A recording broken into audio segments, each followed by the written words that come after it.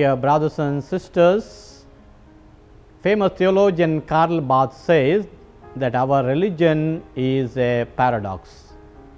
That means the two truths which stand in opposition to each other. As we reflect upon the biblical personalities, every name in the Bible may be a paradox for us. Maybe for the world they are not the suitable persons, but for God they are the suitable persons. And that's why John Paul II says, vocation is a mystery. Every biblical person who is called by God is a mysterious person. Let us reflect upon the biblical figure Samuel. Samuel means the Lord hears, or the name of God. The call of Samuel. Samuel was a chosen man from God from his miraculous birth until his death. His story in the Bible began with a barren woman named Anna praying to God for a child. The Bible says, Lord heard of prayers, or Lord remembered her, and she became pregnant. She gave birth to a baby boy and named him Samuel. Hannah presented Samuel to God at Shiloh in the care of Eli the high priest.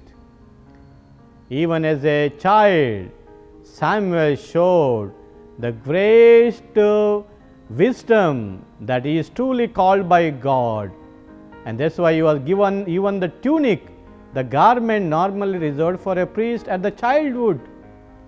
Regarding Samuel's occasion, Samuel first believed that Eli was calling him during the night. The first 3 times the Lord called Samuel, the boy responded to Eli. Eli then understood what was happening and instructed Samuel to respond to the Lord if he called him again. It's not I called you, but the Lord. Then the Lord came and called Samuel. Samuel, Samuel. Then Samuel said, speak, for your servant is listening. Samuel was also a judge and a prophet. Samuel was an honest and fair judge, dispensing God's law impartially. He anointed Saul as the first king of Israel. Samuel went to Bethlehem and anointed the young shepherd David, the son of Jesse. As a prophet, he exhorted Israel to turn from idolatry and serve God alone. Let us reflect upon the strengths of Samuel. Samuel loved God and obeyed without any question. Not my will, thy will be done, every time he said. His integrity prevented him from taking advantage of his authority. He did not misuse his authority. He was always loyal to God.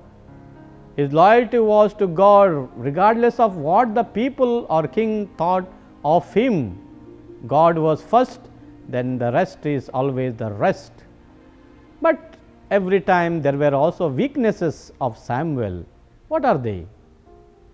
While Samuel was spotless in his own life, his sons did not follow his example. They took bribes and were dishonest rulers. Like Samuel, we can avoid the corruption of this world. If we place God first in our life, then God will do the rest for us.